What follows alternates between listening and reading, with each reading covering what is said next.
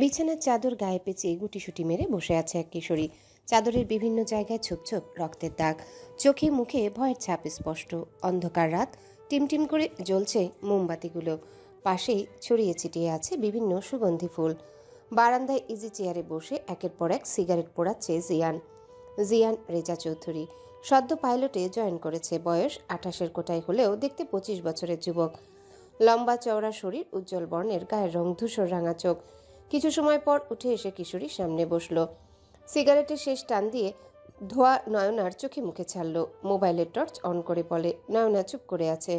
শরীরে অসহ্য ব্যথা, চোখ থেকে টুপটুপ করে অশ্রু ঝরছে। বয়স কত তোমার? নাম কি? নয়না তবুও চুপ করে আছে। চোখ থেকে অজুর ধারায় অশ্রু ঝরছে। জিয়ান রেগে বলে, বোবা নাকি? কি জিজ্ঞেস করেছি উত্তর দাও। নয়না তবুও মুখ থেকে কথা বের করল না। জিয়ান নয়নার বাহু ধরে বলে, নাম জিজ্ঞেস করেছি তো উত্তর দাও। নয়না কাপা কাপা কণ্ঠে বলল, সুনয়না। তোমার বোন কোথায়? নীলাঞ্জনা কোথায়? আমি জানি না। আমাকে বিয়ে কেন করলে?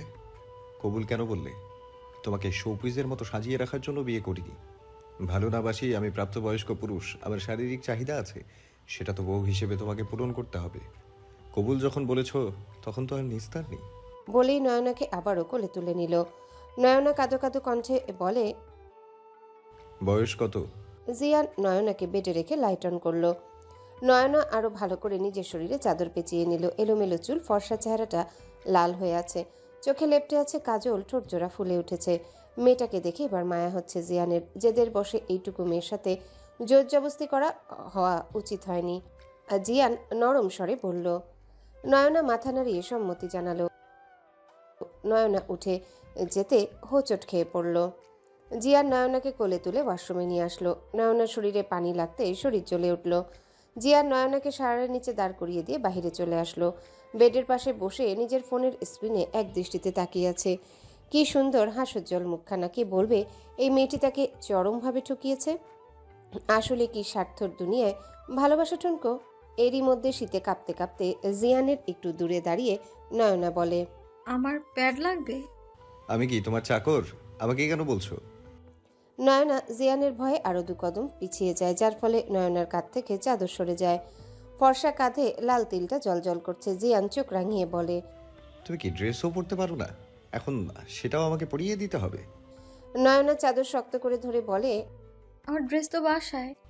তাহলে তুমি এখানে কেন এসেছো? নয়না কিছু বলবে তার আগে জিয়ান নয়নার দিকে একটা টি শার্ট আর জিন্স বাড়িয়ে দিয়ে বলে, আজকের মতো ম্যানেজ করো, কাল এক ব্যবস্থা করব। কিন্তু প্যাড। প্যাড দিয়ে কি করবে? নয়না পায়ের নখ দিয়ে দেয়ালে আঁচড় কাটছে। বলো। পিরিয়ড। নয়না ওয়াশরুমে এসে টি শার্ট পরতেই হাঁটুর নিচ পর্যন্ত ঢেকে গেল। 6 ফুট লম্বা চওড়া বডির টি শার্টের ভেতর নয়না ছানাপোনা। জিন্সটাও পরে দুহাতে ধরে আবারও রুমে আসলো। জিয়ান নয়নার দিকে একবার তাকালো, তাকিয়ে কোনো মতে নিজের হাসি চেপে রেখে বলে। নয়না চুপচাপ গুটিসুটি মেরে শুয়ে পড়ল। মাহফুজা বেগম বালিশে মুখ গুজে ফুপিয়ে কেঁদেই চলেছে। মাহবুব তালুকদার এবার উঠে বসলেন। বেডসাইড সুইচ টিপ দিয়ে লাইট অন করলে ধমকে সুরে বললেন, সেই কখন থেকে মরা কান্না করছো? তা মরেছেটা কে? এই বাচ্চা মেয়েটাকে চোখের সামনে থেকে নিয়ে গেল, আর তুমি বলছো কে মেরেছে? মা পূজা, কতবার বলেছি মেয়ের জন্মই হয় পরের ঘরের জন্য, আজ না হয় কাল পাঠাতেই হতো। তাই বলে আমার বাচ্চা মেয়েটাকে বিয়ে দিয়ে পাঠিয়ে দিবে? আমি যা করেছি এই তালুকদার বংশের মান সম্মান আর ভালোর কথা চিন্তা করেই করছি। আর তাছাড়া ছেলেও ভালো আর বংশীয়। সবসময় তুমি ভালোই করো, তবে সেটা তোমার ভাইয়ের জন্য, নয়তো তার পরিবারের জন্য। কিন্তু সেসবে আমার মেয়েটাকে কেন কুরবানি দিলে? আমার মেয়ে আর আমার ভাইয়ের মেয়ে আমার কাছে আলাদা না। নীলাঞ্জনা একটা ভুল করেছি, তার ভুলের জন্য আমরা শাস্তি দেব, কিন্তু সমাজের মানুষের কাছে নিজের মেয়ের সম্মান নিয়ে কথা উঠুক সেটা তো হতে দিতে পারি না। নাজিম চৌধুরীর যেমন নাম তেমন তার দাপট। তার একমাত্র ছেলে জিয়ান রেজা চৌধুরী। যদি তাদের প্রস্তাবে রাজি না হতাম তাহলে সমাজের মুখ দেখানোর মতো অবস্থা তারা রাখতো না। বাহ, নিজের ভাইয়ের মেয়ের সম্মান রক্ষা করার জন্য নিজের মেয়ের জীবন বলি দিয়ে দিলে। বলি, কেন বলছো মেয়ে আমার ভালো থাকবে? তা তো থাকবেই। এখনো এসএসসি গণ্ডি পেরোতে পারলো না, সেই মেয়েকে এক প্রাপ্তবয়স্ক পাইলটের গলায় ঝুলিয়ে দিয়ে বলছে মেয়ে আমার ভালো থাকবে। তুমি কি সত্যি সুনয়নার নিজের বাবা? এমন বাবা যেন কোনো মেয়ের না হয়। হ্যাঁ, আমি পৃথিবীর সবচেয়ে স্বার্থপর বাবা। তুমি মনে রেখো, আমার মেয়ের শরীরে একটু আঁচড় লাগলে আমি কাউকে ছেড়ে দিব না। জেলের ভাত খাওয়াবো সবাইকে, ভুলে যাব কার সাথে আমার কি সম্পর্ক। মাহবুব তালুকদার উঠে এসে বারান্দায় দাঁড়ালেন। রাত বাজে 1:25। এখন কি কল করা ঠিক হবে? 7-5 ভাবতে ভাবতে কল করেই বসলেন নাজিম সাহেবকে। নাজিম সাহেব ভ্রু কুঁচকে কলটা রিসিভ করলেন, গম্ভীর কণ্ঠে বললেন, এখন আর কি বলার বাকি আছে তালুকদার সাহেব? রাগ অভিমান করাটা স্বাভাবিক, কিন্তু ভাগ্যের খেলা আমাদের তো বোঝা দায়। যেটা বলার জন্য কল করেছিলেন সোজা সেই পয়েন্টে আসুন। আমার মেয়েটার নাবালিকা, এখনো তার 18 বছর হতো 2 বছর বাকি। আপনার ছেলেকে বলবেন আমার মেয়েটার সাথে যাতে কোনো রকম খারাপ কিছু না করে। নাবালিকা মেয়েকে বিয়ে দেওয়ার সময় মনে ছিল না? এখন নিজের ছেলেকে এসব আমি কোন মুখে বলবো? ভাই, আমার মেয়েটাকে নিজের মেয়ে মনে করে একটু খেয়াল রাখিয়েন। নাজিম সাহেব কল কেটে দিয়ে বলে, নাইস জোক। একটা 27 বছরের যুবকের বউ কিনা নাবালিকা? মিতা বেগম বললেন, কি বলো? তাহলে যাও, ছেলেকে আটকাও। রাগের বসে মেয়েটার সাথে কি না কি করে ফেলবে। তোমার ছেলের রাগ তোমার অবশ্য জানা। কতবার বলেছি এই মেয়েকে বিয়ে করতে হবে না, না করবেই করবে। কি হলো রেজাল্ট? মেয়ে আর এক ছেলের সাথে পালিয়ে গেল। শেষে কি হলো? তারা আর একটা মেয়েকে আমার ছেলের গলায় ঝুলিয়ে দিল। এবার যা হওয়ার হোক, তুমি চুপচাপ ঘুমাও। এই সবে বাচ্চা মেয়েটার কি দোষ? ও তো ভিকটিম। সবাই ওর ওপর চাপিয়ে দিল সব। সকালের আলো রুম জুড়ে ছড়িয়ে পড়তেই উঠে বসলো জিয়ান। আর মোড়া ভেঙে তাকাতেই দেখে বেডে রক্ত লেগে আছে। নাক মুখ কুচকে উঠে পড়ল। ইচ্ছে করছে মেয়েটাকে তেলাপোকার মতো ছুঁড়ে মারতে। নিজের রাগ সংযত করে ডাকতে লাগলো, এই মেয়ে ওঠো। কি হলো, উঠছো না কেন? আমার পিরিয়ড চলছে, ঘুমোতে দাও, ডিস্টার্ব করো না। জিয়ান আর ডাকলো না নয়নাকে। ফ্রেশ হয়ে নিচে চলে আসলো। বাসার কারোর সাথে কোনো কথা না বলে বের হয়ে গেল বাহিরে। ফার্মেসিতে এসে চুপচাপ কতক্ষণ দাঁড়িয়ে রইল। বারবার ঘুরে ঘুরে প্যাডের দিকে তাকাচ্ছে, কিন্তু দোকান তো ফাঁকা হচ্ছে না। দূর, আজকে মান সম্মান এভাবে যাবে। আপনার কিছু লাগবে? জি, 1 প্যাকেট প্যাড দিন, সবচেয়ে ভালোটা। লোকটা প্যাড প্যাক করে দিতে দিতে বলে, স্যার, নতুন বিয়ে করেছেন বুঝি, তাই নতুন নতুন লজ্জা পাচ্ছেন। আরে স্যার, এসব তো কমন ব্যাপার, এত লজ্জা পাওয়ার কিছু নেই। এর সাথে চকলেট, আইসক্রিম, ফুল কিনে নিয়ে যাবেন, দেখবেন ভাবি আসমানের চাঁদ পাওয়ার মতো খুশি হয়ে যাবে। আপনাকে কত টাকা দিব? 120 টাকা। টাকা দিয়ে জিয়ান দ্রুত বের হয়ে আসলো। ইচ্ছে করছিল লোকটার নাক ফাটিয়ে দিতে। বাসায় এসে ঢুকতেই মিতা বেগম বলেন, মেয়েটার সাথে ভালো আচরণ করিস, মেয়েটার বয়স কম। বয়স কম তাহলে বিয়ে দিল কেন? বাসায় সাজিয়ে রেখে দিত। যে মেয়েকে বিয়ে দিয়েছে সে মেয়েকে নিয়ে নাটক আমি সহ্য করব না। বিয়ে যেহেতু হয়েছে, বউ তোরই থাকবে, কেউ নিয়ে যাবে না। কয়েকটা দিন সময় দাও। বুঝতে পারছো আমি কি বলতে চাইছি? আমি বুঝতে পারছি, তবে দুঃখিত।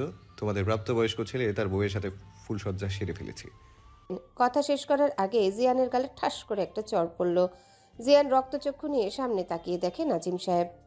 তুমি কি মানুষ আছো? মানুষেরও তো বুদ্ধি থাকে। নিজেকে মানুষ মনে করলে সুনয়নার সাথে মানুষের মতো বিহেভিয়ার করবে।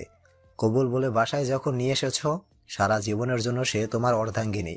নিজের অর্ধেক অংশ ও তোমার, তাই সেভাবেই ট্রিট করবে। বাবা মায়ের সামনে কথা বলার ম্যানাসটুকু হারিয়ে ফেলেছ। তোমাকে পড়ালেখা করতে পাঠিয়েছিলাম, প্রেম করতে না। করেছো প্রেম।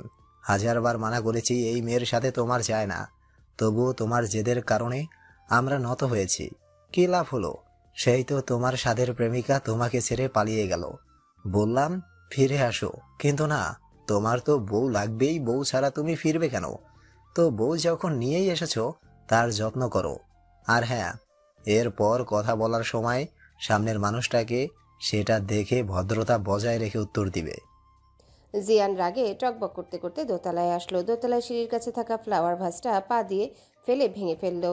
ইচ্ছে করছে সুনয়নাকে শেষ করে ফেলতে রুমে এসে দেখে নয়না ব্লাউজের ফিতা বাঁধার চেষ্টা করছে। চোখটা ফিরিয়ে নিল, কিন্তু বেহায়া নজর আবারও সেদিকে পড়ল। ভেজা চুল থেকে টপটপ করে পানি পড়ছে, পিঠের বেশ খানিকটা জায়গা উন্মুক্ত, সেখানে বিন্দু বিন্দু পানি জমে আছে। ফর্সা ঘাড়ের উপরে জোড়া তিল দুটো যেন জিয়ানকে চুম্বুকের মতো টানছে। কয়েক কদম এগিয়ে গিয়ে থমকে দাঁড়ালো জিয়ান। জোরে নিঃশ্বাস নিয়ে কর্কশ কণ্ঠে বলে ওঠে, শরীর দেখিয়ে জিয়ান রেজা চৌধুরীকে ঘায়েল করা সহজ নয়। তা বয়স কম হলেও পুরুষকে কিভাবে আকৃষ্ট করতে হয় সেটা ভালোই শিখেছো। হঠাৎ পুরুষালী কণ্ঠ শুনে চমকে যায় নয়না। কোনো মতে শাড়ি দিয়ে নিজেকে পেঁচিয়ে নিয়ে বলে, আপনার মধ্যে কি সাধারণ ম্যানার্সটুকু নেই? রুমে ঢোকার আগে নক করতে হয় তো। এইটুকু বলেই ঢোক গিলল নয়না। যদিও চঞ্চল নয়না কাউকে ছেড়ে দেওয়ার পাত্রী না, কিন্তু এই লোককে দেখলেই কেমন ভয় হয়। নিজেকে তখন সিংহের গুহায় অসহায় বেড়াল মনে হয়। হামারা রুম হামারা মার্জি। অসভ্য ও মানুষের কাছ থেকে সভ্যতা আশা করাও বোকামি। মুখ ফসকে কথাটা বের হয়ে গেল। সাথে সাথেই ঠোঁট কামড়ে নিজেকে সামলানোর চেষ্টা করলো। মুখের ভেতর কেমন ধুকপুক করছে। নয়নার শাড়ি এই দুহাতে ধরে কোনো মতে হেঁটে ওয়াশরুমের দিকে যাচ্ছে। মনে হচ্ছে আর কিছুক্ষণ এখানে থাকলে বিপদ কখন যেন আক্রমণ করে বসে। হুট করে জিয়ান নয়নার সামনে এসে দাঁড়ালো। নয়না 2 কদম পিছিয়ে গেল। জিয়ান 2 কদম এগিয়ে আসলো, ভীত কণ্ঠে বলল, সামনে থেকে সরুন, কি করছেন? জিয়ান হুট করে শাড়ি ভেদ করে নয়নার উন্মুক্ত কোমর আঁকড়ে ধরে নয়নাকে নিজের অনেকটা কাছে নিয়ে আসলো। নয়না চোখ বন্ধ করে নিল। হার্ট এত জোরে বিট করছে, মনে হচ্ছে কেউ তবলা বাজাচ্ছে। ভেঙে ভেঙে বলল, অসভ্যতা করা এখনো বাকি। বলেই নয়নাকে ঘুরিয়ে নয়নার পিঠ নিজের বুকের সাথে মিশিয়ে নয়নার কাঁধে মাথা রেখে বলে, উফ, বড্ড আদুরে তুমি। বিয়ে যখন হয়েছে বাসরটাও সেরে ফেলি। এত কিউট টেডি বিয়ারের মতো বউকে আদরে আদরে ভরিয়ে দিতে হয়। কে জানে এই বিয়ে কয়দিন টিকে। নয়নার বন্ধ চোখের কার্নিশ বেয়ে অশ্রু গড়িয়ে পড়ছে। হুট করে জিয়ান নয়নাকে ছেড়ে দিয়ে বলে, তোর মতো মেয়ের দিকে জিয়ান চৌধুরীর নজর তো দূর, ফিরেও তাকায় না। বলেই ধাক্কা দিয়ে বেডে ফেলে দিয়ে বলে, আগামীকাল রিসিপশনের পরে তোমার ছায়া যেন এই বাড়িতে না পড়ে। হঠাৎ করে এমন হয় শাড়ি পুরোটা এলোমেলো হয়ে গেল। জিয়ান এক পলক তাকিয়ে চোখ সরিয়ে নিয়ে বলে, টেবিলের ওপরে প্যাড রাখা আছে, আমি বের হচ্ছি, তাড়াতাড়ি শাড়ি ঠিক করো। জিয়ান রুম থেকে বের হতে নয়না শাড়ি পেঁচাতে লাগলো। না, কোনোভাবে আগামাথা মেলাতে পারছে না। দূর, এসব শাড়ি ফাড়ি আমাকে দিয়ে পরা হবে না। কিন্তু আমি পরবো কি? কোনো ড্রেসও তো আনা হয়নি। গালে হাত দিয়ে কতক্ষণ ভাবলো, তারপর নিজের খুরাফাতি এ বুদ্ধি কাজে লাগিয়ে পরার মতো ড্রেস বানিয়ে নিল। প্যাড হাতে নিয়ে বেশ অবাক হলো। প্যাডের সাথে একটা ব্যাগে কিটক্যাট আর ডেরি মিল্ক চকলেট দেখে বেশ অবাক হলো নয়না। মনে মনে বলে, লোকটা কি এই আধ বুড়ো বয়সে চকলেট খায়? এমন রসকসহীন মানুষ চকলেট কি করে খেতে পারে? চকলেট খাবে সুইট কিউট মিষ্টি হৃদয়ের মানুষ। ওয়াশরুম থেকে বের হয়ে বেডে বসে চকলেট খাওয়া শুরু করলো। জিয়ান চলে যেতেই মিতা বেগম বললেন, এত বড় ছেলের গায়ে কেউ হাত তোলে? একদম চুপ থাকো। এসব কিছুর জন্য একমাত্র দায়ী তুমি। ছেলের দোষ সারাক্ষণ আঁচলের তলায় লুকিয়ে রেখে রেখে বিগড়ে দিয়েছো ছেলেটাকে। বয়স, বাবা মায়ের সামনে বয়স আর কি? অন্যায় দেখলেই কানের নিচে ঠাটিয়ে দিলে আজ এই পরিস্থিতির সম্মুখীন হতে হতো না। আর হ্যাঁ, ওই বাড়িতে কল করে বলে দাও কাল এখানে রিসেপশন, সো এখানে এসে যেন কোনো নাটক ক্রিয়েট না করে। এখানকার কেউ তো জানে না এক মেয়ে পালিয়ে গিয়েছে বলে আর এক মেয়েকে ঘাড়ে চাপিয়ে দিয়েছি। চৌধুরী পরিবার হাতছাড়া তো করা যায় না। ডাটি গেম খেলেছে। দোষ তো তোমার ছেলেরও আছে। সেটাও তোমার ফল্ট। আমি তখন তোমাকে বললাম আমি দেখে নিচ্ছি রেজাকে, তখন তুমি বললে দয়া করে ভরা আসরে সিন ক্রিয়েট করো না, যা হচ্ছে হতে দাও। জিয়ান রুমের সামনে এসে দাঁড়িয়ে চোখ বড় বড় করে তাকিয়ে আছে। তুই কি আসলেই মেয়েটার সাথে ইন্টিমেট হয়েছিস? চুপ কর সাদা, মেজাজ এমনিতেই খারাপ, আর খারাপ করিস না। নিকোটিনে শেষ টান দিয়ে বলে, করতে পারলাম কই? তাহলে কি করেছিস? এই অবস্থা কি করে হলো? তেমন কিছুই করিনি। তুই এইটুকু মেয়ের সাথে জবরদস্তি করেছিস? এটা বাচ্চা ব্রো। রাখ তোর বাচ্চা, 6 মাসের বাচ্চার মা হয়ে যাবে, আসছে বাচ্চা। একটা বাচ্চা মেয়েকে কোন বাবা বিয়ে দেয়? আমার আর ওর বয়সের ডিফারেন্স জেনেই বিয়ে দিয়েছে। জাহিদ, তুই তো আমার বন্ধু জাহিদ না? আমি যে জাহিদকে চিনি সে তো মেয়েদের সম্মান করে, ভদ্র প্রকৃতির একজন আদর্শ পুরুষ। ভদ্রতা? ভদ্রতাকে আমি দাফন করে দিয়ে এসেছি ওই বাড়ির উঠোনে। কি দোষ ছিল আমার? ভালোবেসেছিলাম এইটুকুই। সবার বিরুদ্ধে যে বিয়ে করে নিজের অর্ধাঙ্গিনী বাড়াতে চেয়েছিলাম, এটাই ভুল। এখানে সুনয়নার দোষটা কোথায়? সাপের বংশে মানুষ আসবে কোথা থেকে? ওরা সব কটা সাপ, তাই 20 দাঁত আগেই উপড়ে ফেলবো। ভাগ্যিস পিরিয়ড শুরু হয়েছে, নয়তো আমি ওর এমন হাল করতাম জীবনে অন্য কোনো পুরুষের কথা চিন্তায় আনতেও রুহ কেঁপে উঠত। তুই যাচ্ছিস কবে? তোর ছুটি শেষ হচ্ছে কবে? সিগারেট ধরাতে ধরাতে বলে, 5 দিনের ছুটির 3 দিন শেষ, আর 2 দিন বাকি আছে। আচ্ছা, লাবিব কই? ওরে তো আমার বিয়ের দিন থেকে দেখছি না, মোবাইলও সুইচড অফ। লাবিব গ্রামে গেছে। লাবিবের কথা ছাড়, আমার কথা শোন। মেয়েটাকে একটা বছর সময় দে। এবার এসএসসি দিবে, সেটা শেষ করুক। ততদিনে তোর সাথে ওর সম্পর্ক মজবুত হোক। এমন কিছু করিস না মেয়েটার সাথে যাতে তোকে ছেড়ে যেতে বাধ্য হয়। দ্রুত উঠে দাঁড়িয়ে হনহন করে বেরিয়ে আসলো নাহিদের রুম থেকে। সোজা বাসায় এসে নিজের রুমে ঢুকলো। খাটের উপর তাকিয়ে দেখে খাটের উপর বসে চকলেট খেতে ব্যস্ত নয়না। শার্টের কলার কাঁধ বেয়ে পড়ে কাঁধের বেশ খানিকটা স্পষ্ট। ঝাঝালো কণ্ঠে ডাকলো, এই মেয়ে। ভয়ে চকলেট মুখের পাশে লেপটে গেল। হাত পেছনে নিয়ে চকলেট লুকিয়ে রাখলো। তোমার সমস্যা কি? সবসময় নিজের শরীর দেখানোর চেষ্টা কেন করো? এসব কি পড়েছ? শাড়ি কই তোমার? নয়নার বলতে ইচ্ছা করলো, আমার নাম সুনয়না, নট এই মেয়ে। চোখ পিটপিট করে তাকাচ্ছে আর মনে মনে এসব ভাবছে। কি হলো, উত্তর দাও। শাড়ি কোথায় তোমার? নয়না উঠে দাঁড়িয়ে বলে, এই তো। পুরো শাড়ি পেঁচিয়ে কোমরে গুজে রেখেছে। দাঁড়ানোর ফলে শার্টের হাতার ভেতরে হাত দুটো হারিয়ে গেছে। জিয়ান এবার রাগ না হাসি আসছে। সামনের দিকে ভালো করে তাকিয়ে মনে মনে বলে, আসলেই তো বাচ্চা লাগছে দেখতে। মুখে চকোলেট লেপটে আছে, শাড়ি এমনভাবে পেঁচিয়ে রেখেছে 2 কদম হাঁটলেই উষ্টা খেয়ে পড়বে। বুঝলাম না, পুরো পরিবার কি আমার সাথে আবার একটা ধোঁকা করলো? বিয়ের দিন তো জলপাই রঙের লেহেঙ্গা পরা মেয়েটাকে এত বাচ্চা লাগেনি। এই মেয়ে, এদিকে আসো। নয়না বারবার হাত দুটো উপরের দিকে উঠানোর চেষ্টা করছে। কয়েকবার চেষ্টা করে মোটামুটি হাত দুটো কাবু করতে পেরেছে। শাড়ি একটু উঁচু করে সামনে এগোতে চাইলেই বেডের উপর থেকে ধপাস করে পড়ে যেতে নিলে জিয়ান ধরে ফেলে। জিয়ানের গলা জড়িয়ে ধরে ড্যাব ড্যাব করে তাকিয়ে আছে নয়না। মনে মনে বলে, হায়। আমার রণবীর কাপুর। জিয়ান ঠাস করে নিচে ফেলে দেয়। নয়না জোরে বাবা গো বলে চিৎকার করে ওঠে। আরও চিৎকার দেওয়ার আগে জিয়ান নয়নার মুখ চেপে ধরে। মনে মনে নয়না বলে, তুই একটা ভিলেন, তোকে আমি এমন শিক্ষা দেবো, খালি আর একটু সাহস আমার বাড়ুক। রুমের মধ্যে বসে না থেকে যাও, মেয়েটার কাছে যাও, খোঁজ নাও মেয়েটার। দেখো তোমার ছেলে তার অবস্থা কি করেছে। দরকার পড়লে ডাক্তার খবর দেই। ডাক্তার সুলতানা পারভিনকে কল করলেই চলে আসবে। নাজিম সাহেবের কথা শেষ করার আগে নয়নার গলার স্বর কানে আসলো। মিতা বেগম দ্রুত ছুটে আসলেন রুমে। এসে দেখেন নয়না নিচে পড়ে আছে।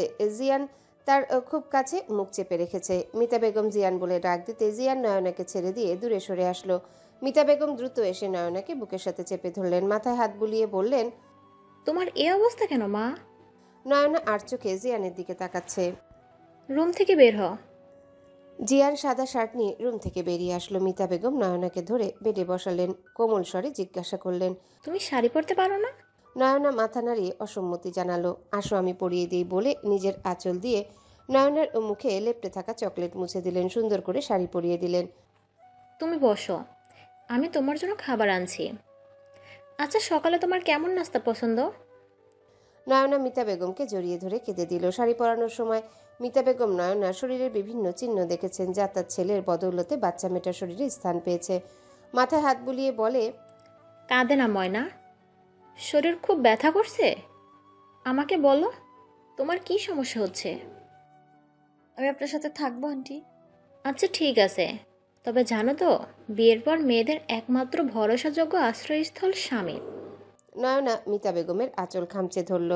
গতকাল রাতে তার সাথে যা হয়েছে, এরপরই মানুষটার সাথে স্বাভাবিক হতে পারবে না কখনো। মিতা বেগম নয়নার ভয় বুঝতে পেরে নয়নাকে বলল, তোমার স্বামী ততটা খারাপ না যে রূপ তুমি দেখছো। সেটা তোমার বোনের উপর রাগ ক্ষোভ থেকে। তবে জানো, তোমাকে ভালোবাসা দিয়ে ওর এই রাগকে মোচন করতে হবে। তুমি চিন্তা করো না, আমি তোমাকে সহযোগিতা করব আদর্শবান স্ত্রী হয়ে উঠতে। এখন বসো, আমি খাবার নিয়ে আসি। মিতা বেগম চলে যেতেই নয়নার নীলাঞ্জনার কথাটা মাথায় আসলো। আচ্ছা, নীলাঞ্জনা আপি তো লাবিব নামের একটা ছেলেকে ভালোবাসতো। তাহলে এই তিত করলার সাথে কি সম্পর্ক? নীলাঞ্জনা আপি কি টু টাইমিং করতো? কেন এমনটা করলো আমার সাথে নীলাঞ্জনা আপি? কেন করলো? তোমাকে আমি কোনোদিনও ক্ষমা করব না। চোখের পানি মুছে ড্রেসিং টেবিলের উপর একটা মোবাইল দেখতে পেল। দ্রুত মোবাইলটা হাতে নিয়ে সাইড বাটনে ক্লিক করতে মোবাইলের স্ক্রিনে দুজন কপতির হাস্যোজ্জ্বল পিক ভেসে উঠল। এটা তো নীলাঞ্জনা আপি আর তিতকরলা, দুজনে এতটা ক্লোজ, তার মানে আমি যা ভাবছি তাই। মোবাইলটা হাত থেকে রাখার আগে কেউ ছোঁ মেরে নিয়ে নিল। কর্কশ কণ্ঠে বলে, সাধারণ বোধ বুদ্ধি নেই? পারমিশন ছাড়া কারো পার্সোনাল জিনিসে হাত দিতে নেই? আপনি নীলাঞ্জনা আপিকে কতদিন ধরে চেনেন? সে কৈফিয়ত আমি তোমাকে দেব না। নয়নার দিকে চোখ পড়তে চোখ গেল গলার দিকে, রক্ত জমাট বেঁধে কালো হয়ে থাকা চিহ্নের উপর। মনে একজন রেখে ঘরে কেন আমাকে আনলেন? তোমার বয়স কত? পেছন থেকে মিতা বেগম বলেন, 16 বছর। এখন মনে হলো বউয়ের বয়স জানতে হয়, বিয়ের আগে জানতে হয়, বিয়ের পরে না। সরি আম্মু, আমার ভুল হয়েছে। আমি আমার ভুল শুধরে নেব। আজই সুনয়নাকে ওদের বাসায় ফেরত দিয়ে আসবো। লাবিব নীলাঞ্জনার পিঠের চুল সরিয়ে ঘাড়ে আলতো করে চুমু খেলো। কোমরে হাত রেখে নিজের বক্ষে জড়িয়ে নিয়ে কানের কাছে ফিসফিস করে বলে, ভালোবাসি আমার প্রিয়তমা। নীলাঞ্জনা কিছুটা সরে দাঁড়ালো। লাবিব, কতবার বলবো বিয়ের আগে আমার এসব পছন্দ না। আমরা বিয়েটা কবে করছি? করছি না আমরা বিয়ে, ভালোবাসি আমি তোমাকে। কি অদ্ভুত, তোমাকে টাচ করলেই তোমার শরীর জ্বলে ওঠে। তা তো উঠবেই, পাইলট জিয়ান রেজা চৌধুরীকে খুব মিস করছো বুঝি? এতই যখন রেজার জন্য প্রেম উতলে পড়ে, তাহলে আমার সাথে আসলে কেন? রেজাকে বিয়ে করে এখন হানিমুন সেরে ফেলতে? নীলাঞ্জনা ঠাস করে লাবিবের গালে চড় বসিয়ে দেয়।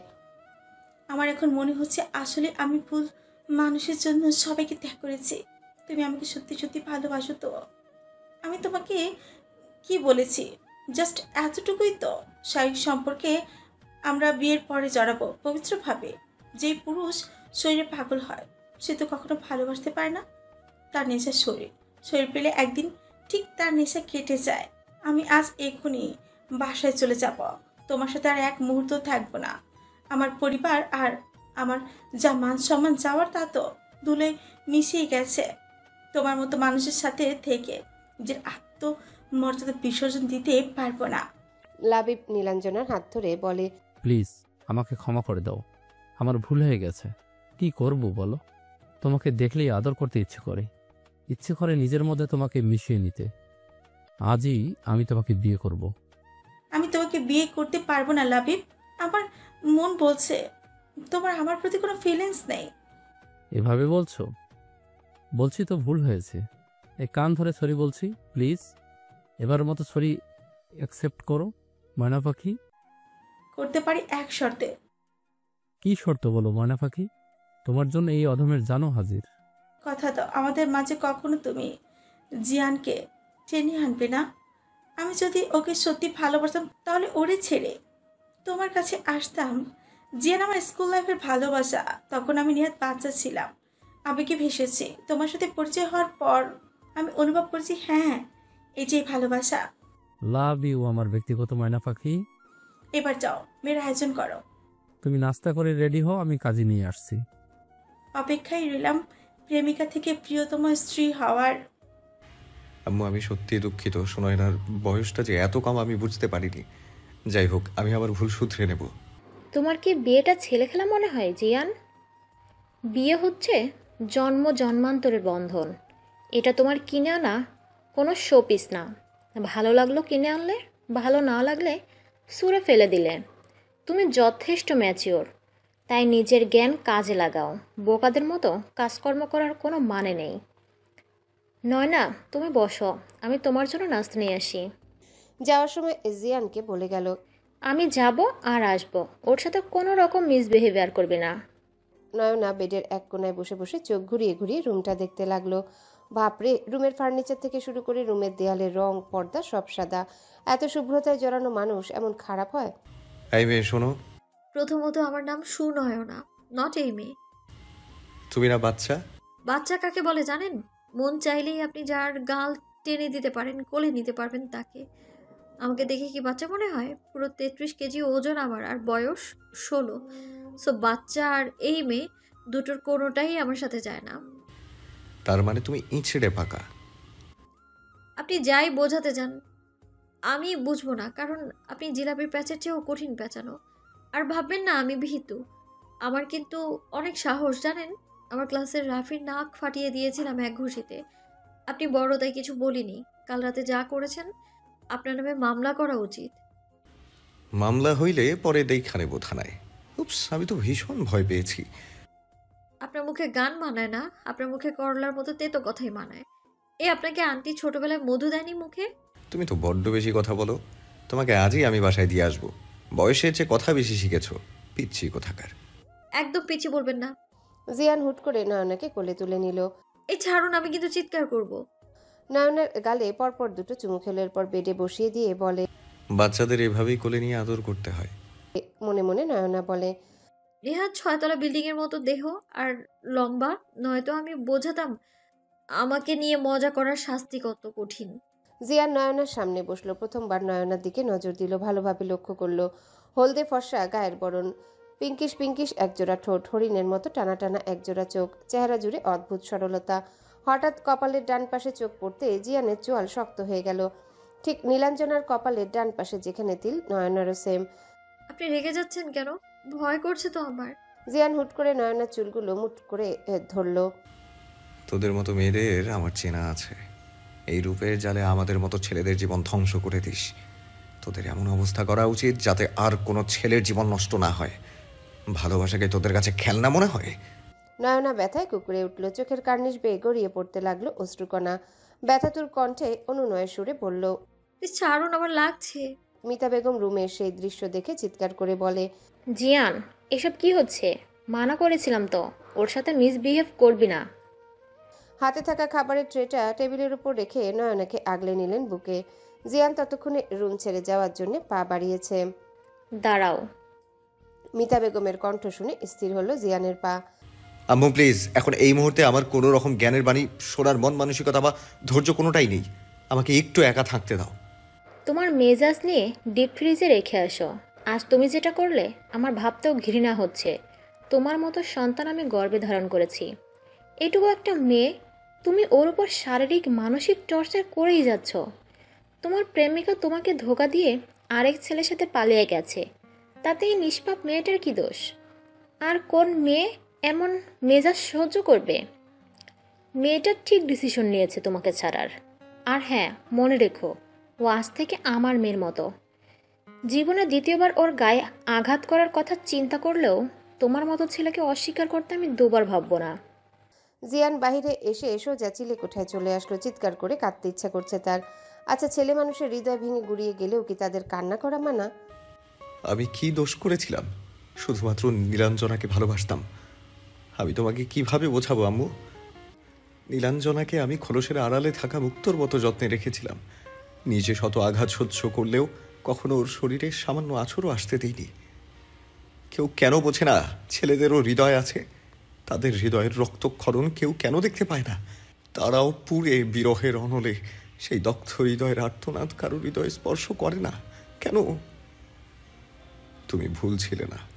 তুমি ছিলে সদ্য ফোটা সুভাষিত ফুল, যার ঘ্রাণের মাদকতা আমাকে নিঃস্ব করে দিয়েছে। রাত তখন প্রায় 1টা ছুঁই ছুঁই। জিয়ান পা টিপে টিপে রুমে আসলো। বেডের উপর এলোমেলো হয়ে ঘুমিয়ে আছে এক কিশোরী। শাড়ি সরে যেয়ে কিশোরীর উন্মুক্ত হয়ে আছে শরীরের বেশ খানিকটা অংশ। আলতো হাতে কোলে তুলে নিল ঘুমন্ত কিশোরীকে। চুপসারে সিঁড়ি বেয়ে নিচে চলে আসলো। গাড়ির সামনের সিটে নয়নাকে বসিয়ে শাড়িটা কোনো মতে পেঁচিয়ে দিল শরীরে। হঠাৎ ঘুমন্ত রমণী হাত ধরে বসলো। জিয়ান খানিকটা ভয় পেল। কিছু সময় সেভাবেই রইল। বুঝতে পারলো ঘুম ভাঙেনি। আলতো করে হাত সরিয়ে এনে ড্রাইভিং সিটে বসে ড্রাইভ করতে লাগলো। নীরব রাস্তা, একটা দূরপাল্লার বাসের শো শো ক্ষীণ আওয়াজ। সাথে সাথে গাড়ির গ্লাস উঠিয়ে দিল। খুব ধীর গতিতে ড্রাইভ করছে। নয়নার মাথাটা জিয়ানের কাঁধে একবার সরিয়ে দিয়েছিল, তারপর নিজেই ঠিক করে রাখলো। বেশ কিছু দূর আসার পরে পুলিশ চেকপোস্ট পার হতে হয়। নয়নার মাথাটা গাড়ির সিটে ঠিকভাবে রেখে গাড়ি থেকে বের হয়ে আসে জিয়ান। গাড়ির কাগজপত্র সব দেখায়। একজন অফিসার বলে, আপনার সাথে গাড়িতে উনি কি? আমার ওয়াইফ। আপনার ওয়াইফ, তার প্রমাণ কি? আপনার কি মনে হয় এই রাতে আমি ম্যারেজ সার্টিফিকেট নিয়ে ঘুরবো? বলেছি যখন আমার ওয়াইফ, তখন অবশ্যই আমার ওয়াইফ। প্রমাণ দেখান, তারপর বিশ্বাস করব। আপনাদের বিয়ে হয়েছে কতদিন? গত সপ্তাহে শুক্রবার। আজ তো রবিবার, নিশ্চয়ই আপনার ফোনে বিয়ের পিকচার আছে, সেটা দেখান। দেখুন স্যার, আমি একজন পাইলট, তাছাড়া আমার ওয়াইফ ঘুমিয়ে আছে। আপনারা প্লিজ আমাকে বিরক্ত করবেন না। আপনার বাসার কারোর সাথে কথা বলিয়ে দেন, আর আপনি যেই হন না কেন আইন সবার জন্য সমান। হতেই তো পারে মেয়েটিকে আপনি কিডন্যাপ করে নিয়ে যাচ্ছেন। একজন যে জানালার কাছে বাড়ি দিয়ে ম্যাডাম ম্যাডাম বলে ডাকতে লাগলো। জিয়ান দ্রুত গাড়িতে এসে নিজের গায়ের শার্ট খুলে নয়নার গায়ে পরিয়ে দিচ্ছে। নয়না ঘুম ঘুম চোখ দুটো কোনো মতে খুলতে জিয়ানকে দেখে ঘাবড়ে যায়, কান্না মিশ্রিত কণ্ঠে বলে, প্লিজ আমায় ছেড়ে দিন, আমাকে আর ব্যথা দেবেন না। একদম চুপ, একটাও কথা বলবে না। বাইরে পুলিশ, শাড়ি তো খুলে রেখেছো অর্ধেক। আমার ওয়াইফকে এই অবস্থা অন্য কেউ দেখবে। নয়না জোরে চিৎকার দিয়ে বলে, কে আছো, বাঁচাও। বাহিরের পুলিশের লোকেরা বলতে থাকে গাড়ি থেকে বের না হলে আমরা গাড়ির দরজা ভেঙে ফেলতে বাধ্য হব। একটা শব্দও করবে না, চুপ করে থাকো। বলেই শার্টের বাটন লাগিয়ে দিল। তোমার বাবার নাম্বার বলো। বাবা? এত রাতে? হ্যাঁ, তোমার বাবা। আপনি না চৌধুরী বংশের ছেলে, তো বলুন, আমাকে হ্যারাসমেন্টের দায়ে আপনাদের চাকরি খেয়ে দেব? Just silent. যেটা বলেছি সেটা করো। ফোনটা দিন, নাম্বার উঠিয়ে দিই। যেটা বলেছি সেটা করো। এরপর বের হয়ে এসে বলে, আপনাদের কাজ কি রাতের বেলা ভদ্র মানুষদের অসম্মান করা?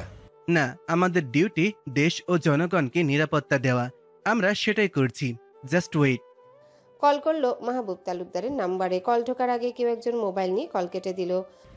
তুমি বাইরে কেন এসেছো?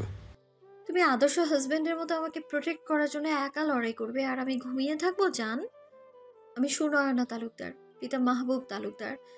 এই যে 2 দিন আগে শুক্রবার গেল, সেই দিনটাই ছিল আমার আর আমাদের ভালোবাসার প্রণয়ের দিন।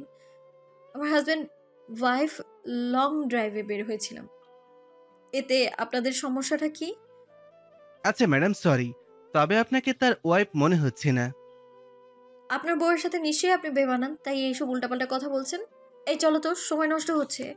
বলে জিয়ানের হাতের মধ্যে হাত রাখলো। গাড়িতে এসে বসে জিয়ানের দিকে তাকিয়ে বলে, আসলে আমি অনেক সাহসী, কিন্তু সমস্যা হলো আমার আর একটু সাহস দরকার, তারপর আপনার সাথে বোঝাপড়া করব।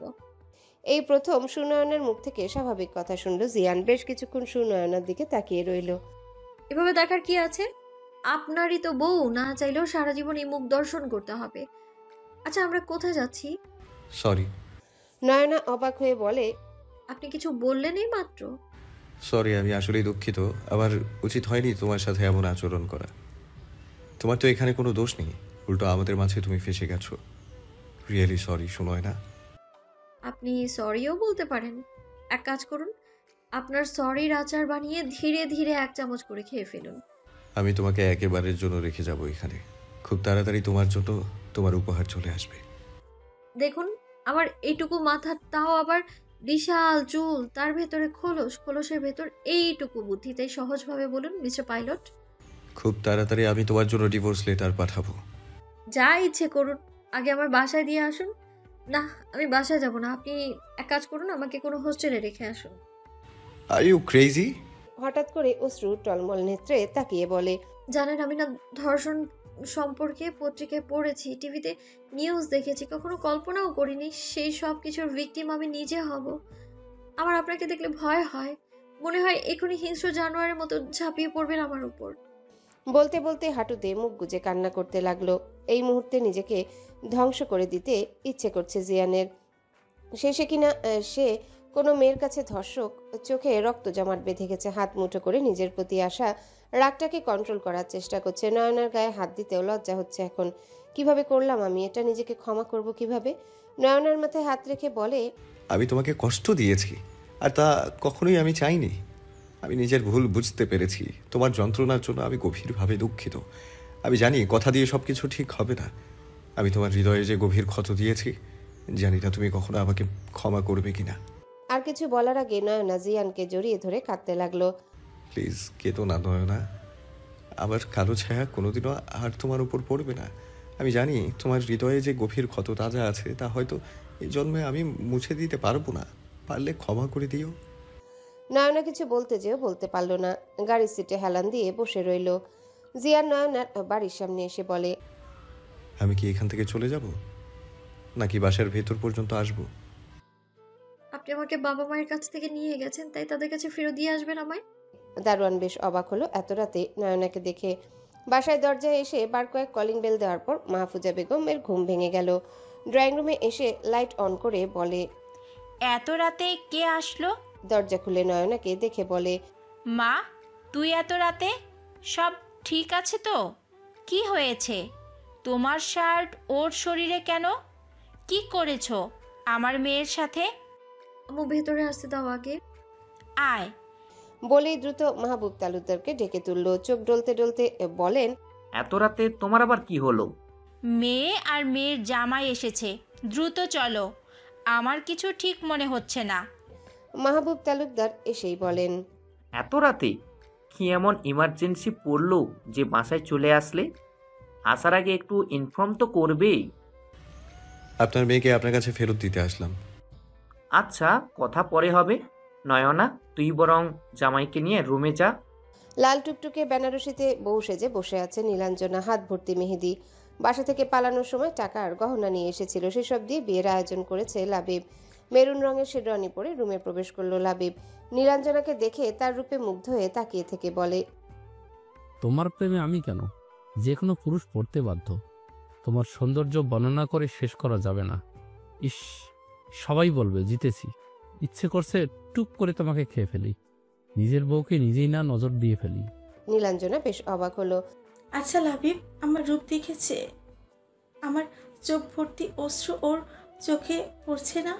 কই একবার তো জিজ্ঞেস করলো না তোমার চোখে পানি কেন? একবারে বললো না তোমার হাতে মেহেদির রং কেমন গাঢ় হয়েছে দেখি? তোমার কি মন খারাপ? তাহলে লাবিব কি আমায় ভালোবাসে নাকি আমার রূপের মোহে আটকে পড়েছে? এই আমার সুন্দরী বউ, কি ভাবছো বলো তো? তুমি আমাকে দেখে আমার সৌন্দর্য উপভোগ করো, অথচ আমার চোখের দিকে তাকিয়ে হৃদয় পড়তে পারো না। তুমি কি আমায় ভালোবাসো নাকি শুধু আটকে আছো আমার মোহ মায়ায়? লাবিব এগিয়ে এসে বলে, কবুল বলতে দাও, তারপর দেখো আমি কিসে আটকে আছি আর কি পড়তে পারি। সুন্দরী, এক্ষুনি কাজে আসবে। নীলাঞ্জনার মনটা খারাপ হয়ে গেল। হঠাৎ মনে হলো ভালোবাসার চেয়ে মন পড়তে পারে এমন মানুষ জীবনে বেশি প্রয়োজন। রং চঙে ভালোবাসা হয় না, রং তো কেবল মোহ। কাজী সাহেব আসলেন, বিয়ে পড়ালেন। লাবিবের চাচা আর তার পরিবার উপস্থিত ছিল বিয়েতে। নীলাঞ্জনার পক্ষ থেকে কেউ উপস্থিত নেই। কবুল বলতে যে কান্নায় ভেঙে পড়ে নীলাঞ্জনা। হঠাৎ তার মন বলছে সে যেন বড় কোনো ধ্বংসের সূচনা করছে। মনে মনে আওড়ালো, তোমাদের অভিশাপ নিয়ে আমি সুখী হতে পারবো তো বাবা? রঙিন বেলুন আর জড়ি দিয়ে সাজানো রুমে বসে আছে নীলাঞ্জনা। হাঁটুতে মুখ গুজে কান্না করছে। সবকিছু কেমন বিষাক্ত মনে হচ্ছে। ছুটে চলে যেতে ইচ্ছে করছে ছেড়ে আসা প্রিয় মানুষদের কাছে। এটা কি করলে তুমি? জামাই প্রথমবার এসেছে, কই তাকে আপ্যায়ন করবে? তা না, উল্টো বন্দি করে রেখেছ। একদম চুপ করো তুমি। জামাই, কত বড় সাহস, তুমি ভেবে দেখো। আমার মেয়েকে বিয়ে করে নিয়ে এখন আবার ফেরত দিতে এসেছে। ও 14 পুরুষ চৌধুরী হলে আমরাও তালুকদার বংশ। দেখি কার ঘাড়ে কটা মাথা। আমার মেয়ের জীবন নিয়ে কোন শালার বেটাকে সাবলুডো খেলতে দেব না। মাহতুব তালুকদার বেঁচে থাকতে কখনোই তা সম্ভব না। মিজান তালুকদার এসে বলে, ভাইজান, এত রাতে ডেকে পাঠালেন কেন? কোনো সমস্যা? সমস্যা বলেই ডেকে এনেছি। ওই ছেলে আমার মেয়েকে ফেরত দিতে এসেছে। ওর এত বড় স্পর্ধা, আমার মেয়েকে ও পণ্য ভেবেছে। মাথা ঠান্ডা করেন ভাইজান, শত হোক আমরা মেয়ে পক্ষের, তাই হুট করেই হটকারিতায় কোনো সিদ্ধান্ত নেওয়া যাবে না। রাতটা শেষ হোক। চৌধুরী সাহেব কি বলেন? এর উপর ডিপেন্ডেবল আগে কি হবে? আশ্চর্য, তোমাদের পরিবারের সবার কি মাথায় সমস্যা? তোমরা এখানে কি করো? পাবনা মেন্টাল হসপিটালে যাও। নয়না বেডের উপর দাঁড়িয়ে বলে, মুখ বন্ধ করুন মিস্টার পাইলট। আপনার মাথায় সমস্যা, আপনাকে এখন বরফের নিচে চাপা দিয়ে রাখা উচিত ঘন্টাখানেক। আর হ্যাঁ, একদম চোখ রাঙিয়ে কথা বলবেন না। ওটা আপনার এরিয়া ছিল, এটা আমার। এবার বুঝবেন সুনয়না কি চিজ। ও রিয়েলি? প্রথমে আমার সন্দেহ হয়েছিল তোমরা বংশগত পাগল, এখন বিশ্বাসে পরিণত হলো। সো সেই মনমি, শেষ পর্যন্ত কিনা পাগলের সাথে বিয়ে হলো। এই ছিল কপালে। নিজের লিমিট ক্রস করবেন না। পাগল যে বলছেন, পাগলামো শুরু করলে যে পালাবেন সেই রাস্তাটাও কিন্তু বন্ধ। তাই চুপ করুন, ওকে? এবার আমি আপনাকে টর্চার করব। আমাকে একা পেয়ে অনেক টর্চার করেছেন। আজকে ইতিহাস হয়ে যাবে ছেলে নির্যাতনের। আমি তো ভীষণ ভয় পেয়েছি। প্লিজ আমাকে ক্ষমা করে দিন রাজকন্যা, এবারের মতো আমাকে ক্ষমা করুন। চুপ, একদম হাসবেন না। দেখুন আমি কি করি। পটলের মতো হাইট, ইঁদুর হয়ে বিড়ালের সাথে লড়াই করা বোকামি।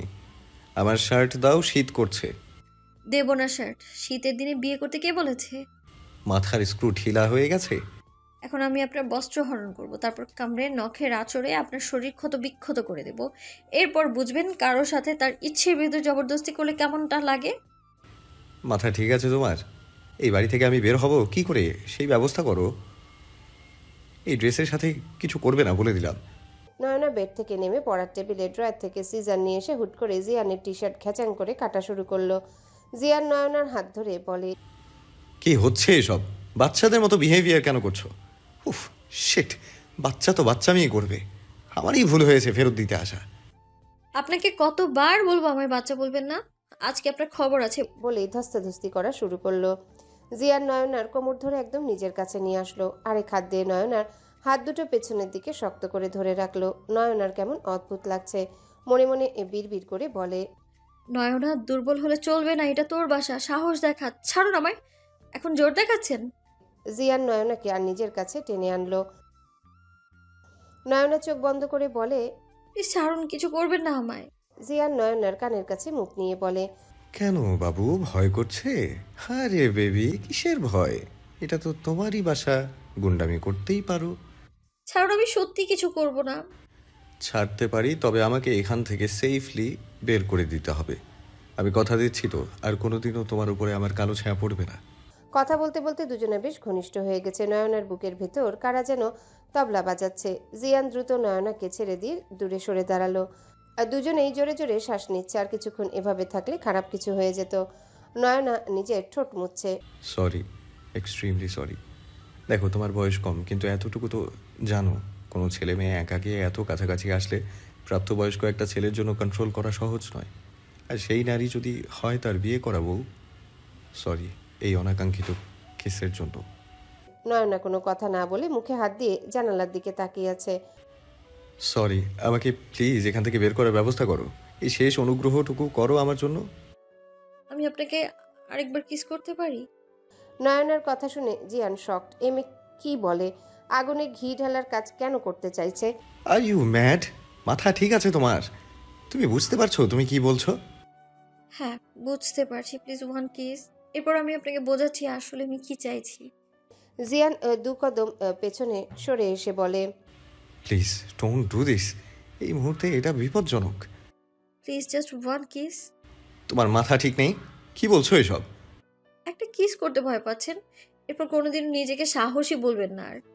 তুমি কি বুঝতে পারছো তুমি কি বলছো? তুমি যেচে কোনো উত্তপ্ত স্পাতে হাত দিতে চাইছো। কিস না করলে কিন্তু আপনাকে আমি এখান থেকে বের হতে বিন্দু মাত্র সাহায্য করব না। ওকে, কাম অন বাবু। তবে এরপর যা হবে তার জন্য কিন্তু তুমি দায়ী। একটা কিস করার জন্য এত কথা? সেদিন রাতে তো। বলেই মুখে হাত দিল। জিয়ান নয়নার কাছাকাছি এসে বলে আলতো করে নয়নার কপালে নিজের ঠোঁটের উষ্ণতা ছোঁয়ালো। নয়না জিয়ানের টি শার্ট আঁকড়ে ধরে বলে, লিপ কিস। নয়নার কথাটা কানে যেতে জিয়ানের হার্টবিট ফাস্ট হতে লাগলো। কি হলো? এই মেয়ে কেন আমাকে ঠিক থাকতে দিতে চাইছে না? এর কি সত্যি 16 বছর? এত কি ভাবছেন? এখান থেকে বের হতে হলে এক্ষুনি আমায় কিস করতে হবে। জিয়ান একটু সরে আসলো, জোরে নিঃশ্বাস নিয়ে বলে, এই মেয়ে, আমাকে এলোমেলো করে দিচ্ছ তুমি, তা বুঝতে পারছো? জানো তুমি আমাকে উস্কে দিচ্ছ। এরপর সামলাতে পারবে তো? নয়না শার্টের বাটনগুলো খুলে শার্টটা বেডের উপর রাখলো। জিয়ান পেছনের দিকে ঘুরে বলে, কি হচ্ছে এসব? Please don't do that. এর পরিণতি ভালো হবে না। নয়না শার্ট খুলে শাড়িটা কোমরে গুজে টুল নিয়ে এসে জিয়ানের পেছনে দাঁড়ালো। মিস্টার পাইলট মহাশয়, এদিকে ঘুরে দাঁড়ান। গত রাতে আমার পরনের শাড়িটা যখন খুলে ফেলেছিলেন নিজের হাতে, তখন লজ্জা কোথায় ছিল আপনার? জিয়ান নরম স্বরে বলে, আমি দুঃখিত। ওসব দুঃখ পরে দেখাবেন, এখন আমার দিকে ঘুরুন।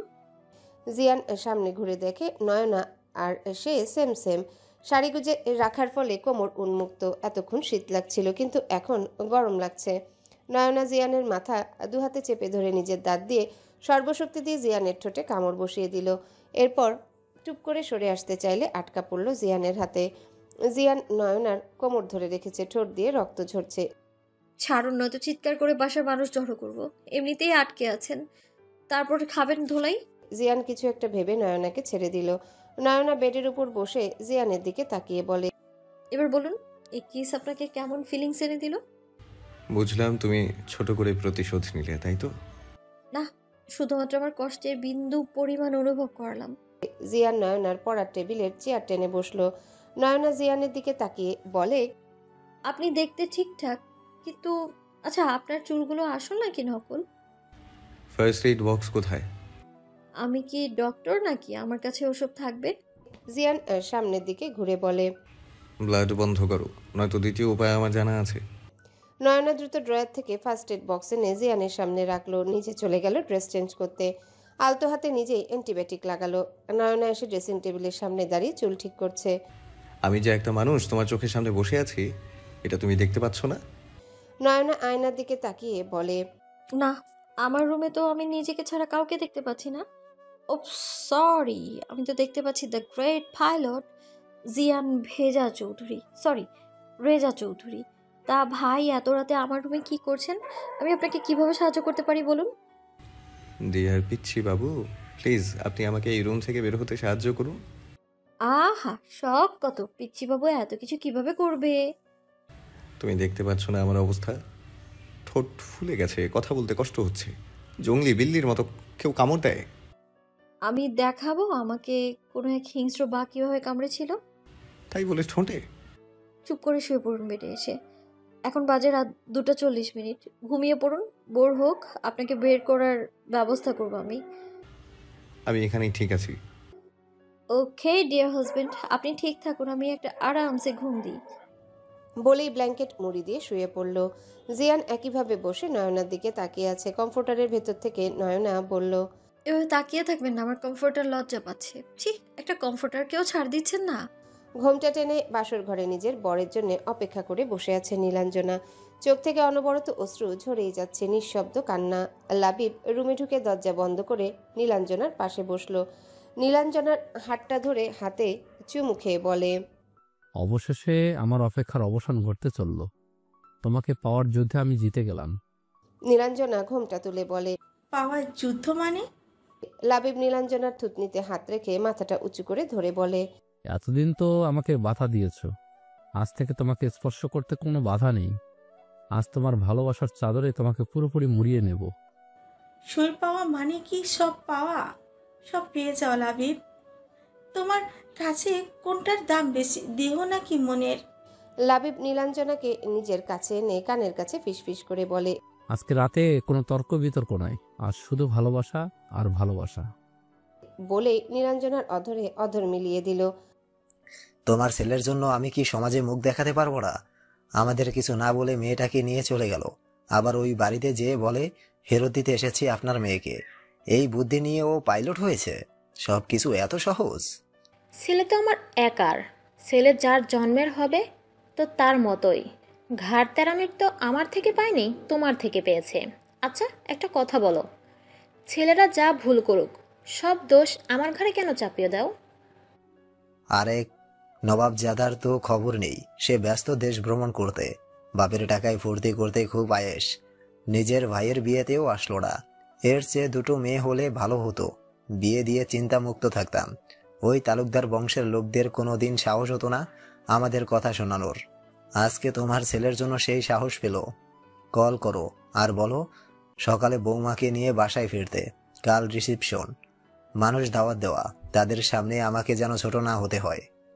মিতা বেগম মোবাইল নিয়ে কল করলো জিয়ানকে। কিছুক্ষণ আগে চুপিসারে নয়নার পাশে এসে শুয়েছে জিয়ান। মোবাইল বেজে উঠতেই রিসিভ করলো। উঠে বসে বলে, এত রাতে কেন কল করেছো আম্মু? কল করেছি নাকি তোর কর্ম করিয়েছে? সকালে নাস্তা বাসায় করবি, বৌমাকে সাথে নিয়ে করবি। কিভাবে আনবি আমি জানি না।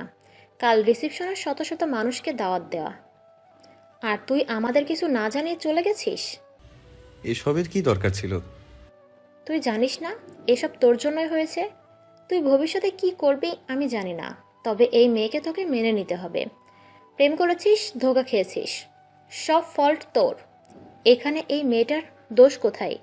মনে রাখিস, কবুল বলার আগে কবুল বলার ভার বহন করার যোগ্যতা আছে কি না সেটা ভেবে কবুল বলতে হয়। কবুল বলার পরে ওই মেয়েটাই তোর অর্ধাঙ্গিনী, তোর জীবন সঙ্গিনী। তার মর্যাদা রক্ষার দায়ভার তোর। নিজের দায়িত্ব থেকে পালাতে পারবি না। মিতা বেগম কল কেটে দিল। জিয়ান ঘুমন্ত নয়নার দিকে তাকিয়ে তবে কি এর সাথেই বাকিটা জীবন কাটাতে হবে? এটা কি সম্ভব? নয়না চোখ মেলে চিৎকার দিয়ে বলে, আম্মু বাঁচাও। জিয়ান নয়নার মুখে হাত দিয়ে চেপে ধরে বলে। সমস্যা কি তোমার? আর ঘুম এত তাড়াতাড়ি ভাঙলো কি করে? নয়না হাত দিয়ে চোখ ডলে বলে, পাইলট মহাশয়, আপনি এত রাতে ভূতের মতো আমার দিকে তাকিয়ে আছেন কেন? দেখুন, ওই দিন রাতের মতো কিছু করার কথা ভাবলে আজকে আপনার খবর আছে বলে দিলাম আমি। আচ্ছা বলো তো, আকাশের চাঁদের পাশে সবচেয়ে সুন্দর কোন জিনিস লাগে? তারা। না। তাহলে? অন্ধকার।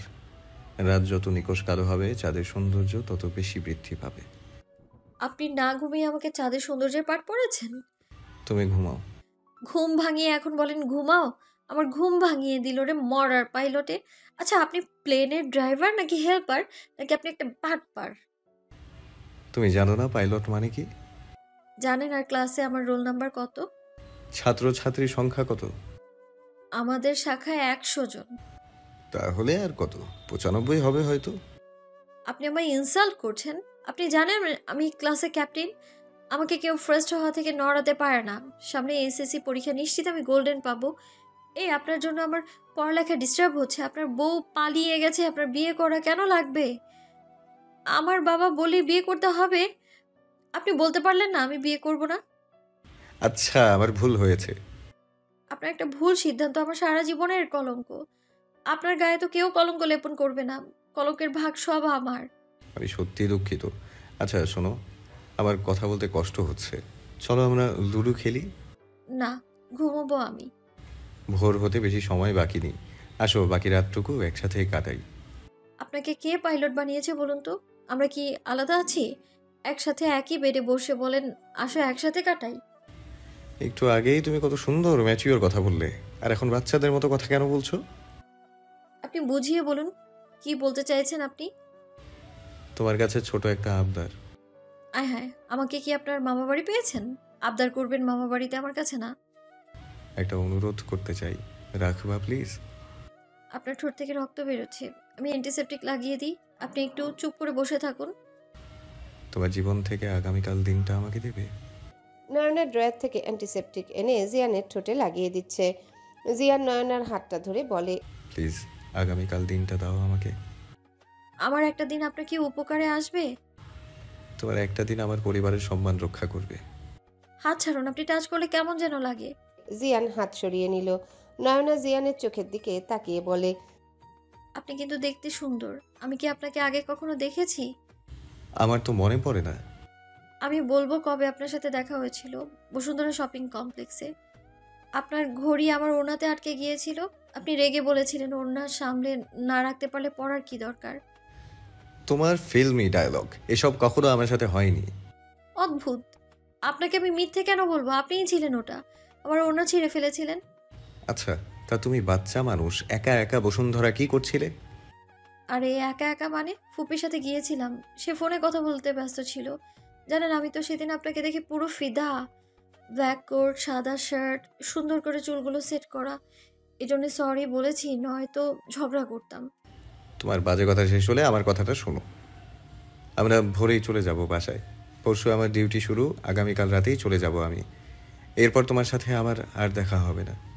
তুমি ভুলে যেও আমার নাম। মনে করো আমি ছিলাম দূর থেকে ভেসে আসা কোনো স্লোগান।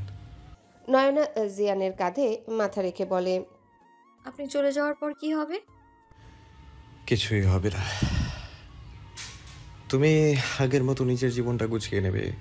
আমি তোমার জীবনের এমন এক কালো অধ্যায় যা আমার সারা জীবনের সবটুকু অনুনয়ের বিনিময়েও মুছে দিতে পারবো না। ক্ষমা চাইবো সেই যোগ্যতাটুকুও আমার নেই।